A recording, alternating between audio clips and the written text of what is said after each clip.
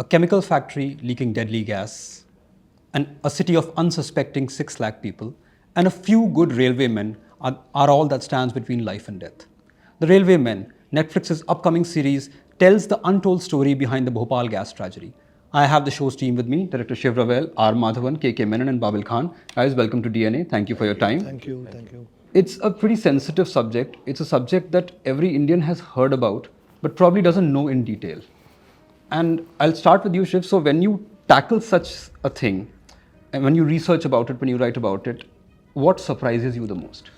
So, thank you for having us here. And the thing is that in a topic like this, it's heart wrenching, right? It's gut wrenching. It really like disturbs you and moves you. And these stories were done because of we all know what happened, and a lot of negligence and stuff like that. And these stories need to be taken to the world, right? But you need to have a lens to tell these stories. You need to have a take on these stories. You need to have a perspective on them, and that's what Railwaymen is. Because on one of the darkest nights in Indian history, we're telling you a story about hope. A story about human spirit, a story about resilience, a story about compassion, a story about people who put their families behind, who left their families behind, people who put their duty in front of them, people who put the value of saving human lives above everything else. And when you're tackling such a topic, you need to have a core that's that emotional and that strong to be able to take it and present it to the world. Right. To the 3 actors, now you had to do your own research, of course. The script is there and you know a certain thing about as well. But when you get inside the skin of those characters and you read more about what happened and how it happened, does it shake you? Or are you in your zone there? How difficult is it to sort of not realize that this happened in reality? How tough is it? Well, in fact, it's the other way around. Yeah. I want to believe that it happened in Right. reality. I mean, though a bit of it is fictionalized, it's based on a true event. So it shakes you to the core. And I think as an actor, all you're trying to do is to keep that, to keep the presence of mind to know that the event is happening as you're acting, and not let the history of the event burden you with the performances. But it gets to you. You realize, you look at the platform and you see people, even though it's not real and it's a set, it just it shakes you to the core when you see the kind of impact that ghastly like that have had. 20,000 people died in one night. Can you imagine? It's just. I don't know if it's insensitive to say, but does it make the performance easier? I don't know if it's the right word, but since it's getting to you, you are in that nervous, anxious state. And these two can tell me better because their characters are on the platform right there. So does it ever get easier because you see it around you recreated? Does that nervous energy come to you from within? See, as a person, yes, of course, this tragedy will affect you. But as a professional actor, it's a very paradoxical thing that as an actor, you need to know everything yet forget everything when you're performing, including your lines. Yet forgetting it, so it comes out as though the actors invented those lines. Right. And not dialogues. So hence we all normally have conversations on screen more than dialogues. At least that's what I follow. So extrapolating that to acting itself, that's what I would normally do, is to forget all that. It's like forgetting a burden of your life as well. Right. Everything. And then yet knowing it, yet not knowing it. So that's how we process the whole thing, and which makes it that much more believable, because that character, that person is also hit for the first time seeing this. So you need to forget the fact that it has happened. It has to happen to you for the first time there. That is the bane and the boon of an actor. Right. So that's how I look. This is a question to both of you, since your characters are behind those rumals, those masks, and we see that in the trailer as well in the show, and that has a two-pronged effect. It allows the viewer to focus on your eyes, and that is where you emote from. But then, of course, the entire face is also necessary for performance. So is it, again, the question, does it enhance or does it make it more difficult? Because your eyes are there in front and center while emoting, but your face entirely is not for a majority of the show. I believe completely in the opposite. That if I've had a bandaged face, for example, without anything showing, yet if that is the situation there, I need to still convey the emotion. That's how I look at it. And it's not a crafty thing, it's about what you feel inside. Right. So the moment you feel something genuinely, it will manifest itself through those bandages or through those things. So that's how it works. And ultimately, the final expression, of course, is the eyes. So hence, since you're seeing the eyes, thankfully in this case, you can see it. Otherwise, if the eyes also are bandaged, Right. I should still, as an actor, be able to portray Right, and convey right. that emotion to the audience, because that is the fact now. Now imagine that's the fact, and then now what to do? Your job is to convince the audience that Yeah. this is the fact. This is the fact. Just how I feel it, you should. That which convince. in short we say believable. Believable, yes. So that's what we do. Babil, you were saying.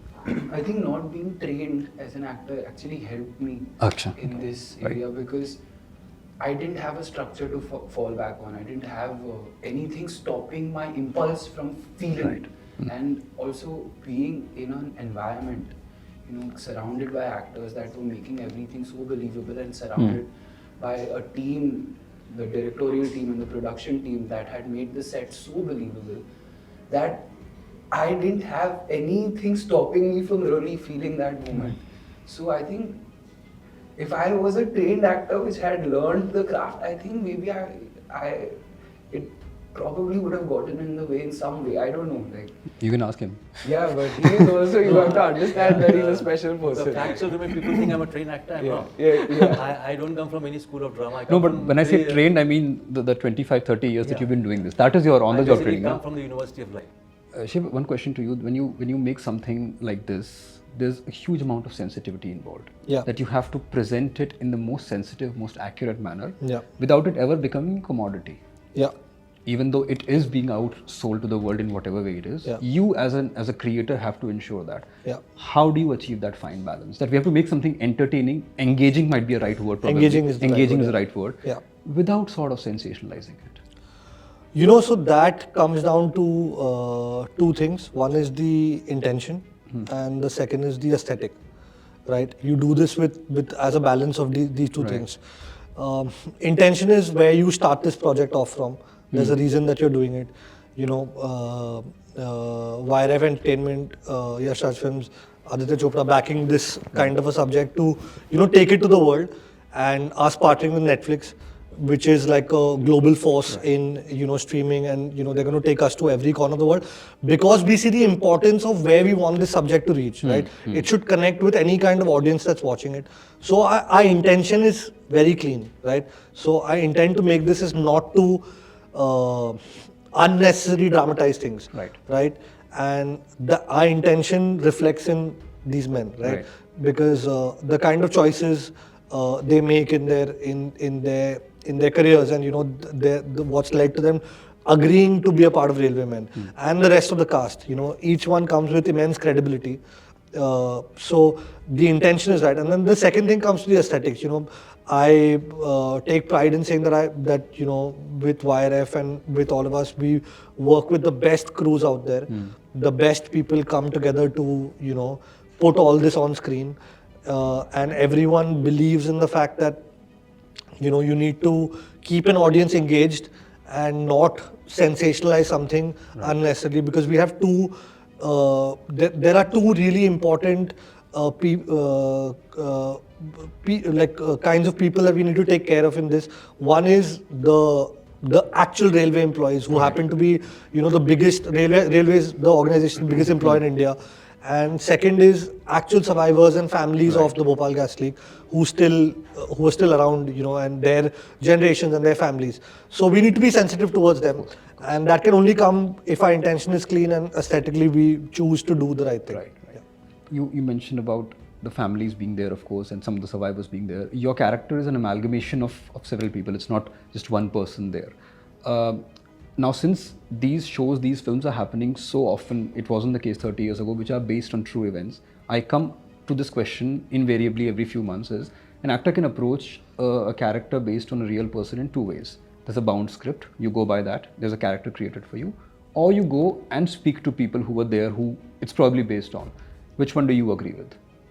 I think I just try to be as honest to the written character as possible, because it's impossible to speak to as many people Yeah. as I could have, who are probably not even alive right now. Probably, It's been 40 yeah. years since that has happened. So you find the reason why the script appealed to you. You find the scenes that you related to the most, and you form this character in your mind, and you find yourself being able to put your Maddie, for example, I put my Maddieism into that one particular scene and pivot the entire series around that particular shot or scene that I relate to the most. So I was giving an earlier example. For example, in Three Idiots, right, the one that I speak to my father and say, Right. you know, I'll be a happy cameraman as opposed to be an unhappy engineer. I could relate to that completely, so I put my heart and soul into that scene. So the rest of the movie, it pivots around that particular. You found that's sort of the truth. emotional core of that The character. moment of truth. The So moment that's of truth. as right. real as I can get. Right, And right. so you keep the rest of the thing within that bandwidth. This is an open question, but I'll come to Shiv first. Is that it's ironical how Bhopal in the West is often dubbed India's Chernobyl, even though it happened a couple of years before Chernobyl, because that is their way of sort of giving sort of a credence to a tragedy. That is how it is done. Exactly. Yeah, because that is how they equate. That is how it is done. Yeah. And now, ironically enough, Chernobyl has had a series made on it, which was applauded worldwide. Yeah. Were you ever sort of apprehensive about comparisons being done between the Railway Men and Chernobyl or not? So Chernobyl is a fantastic series. I mean, I love Chernobyl, but Railwayman isn't that, right? Okay. So there's a reason it's not called the Bhopal gas leak or the Bhopal gas tragedy. It's called the Railwayman because it is the Railwayman. It's not Chernobyl. Chernobyl is like a investigation of the disaster itself and the aftermath. Railwayman does not explore that topic. Even if there is a comparison, I think when people watch the trailer, when people watch the teaser, they watch the show. I don't think there'll be anything to compare with, because they're two very different perspectives on disasters. Two very different disasters. That was a nuclear disaster. This is an industrial disaster, and the world's worst industrial disaster, happening in our own country. And in terms of the perspective of this story is all about, like I mentioned in the beginning, all about hope, all about humans, all about their spirit. And it's inspired from all these amalgamation of all these amazing true stories that we heard, which make the crux of Railwaymen. I'll just wrap up with one final question. This gentleman to your right has already said some nice things about you. Now, your chance, and I'll ask you one thing, that you've worked with his father, of course, in a number of... I remember back as far as Dar, it was like 90s. I remember that surprisingly. What is the one thing that makes him different from him and the one thing that makes him similar I to think him? he's completely individual in himself. Completely different, yeah. कुछ भी similarity नहीं है. नहीं, height white है. चेहरा भी होगा शायद. But as a person, he's as an actor especially, he's completely different, and he has something of his own, which I've often told in many interviews, that he should just preserve that and not try and analyze it too much. Let it be there, because certain magic happens without you knowing. Right. And that's the best thing. Just keep it there. Don't find out why it's happening and where it's happening. Let it come. So, and you'll see that in the series also. There are certain things that he does which I don't think he would be able to design. Just come. And that should be preserved. And the genesis of that might be anything. Right. Might be the way he lives, why he thinks, whatever it is. But don't change yourself so much that gets changed. That spark, that magic that you call it, वो आप analyze नहीं कर सकते, right? करना भी नहीं चाहिए. करना भी नहीं चाहिए, हाँ, because if you introspect too much, you Then lose it. It's like plucking a flower and taking out the leaves to find out why it's beautiful. By the time the flower is dead, Enjoy the it. flower is gone. The fragrance is gone, the flower is mutilated. So you might as well keep the flower as it is, admire it, just be there. Thank you for the time, everyone, and all the best for the show. Looking forward to it as well. And the Railway Men premieres on Netflix on November 18. Thank you.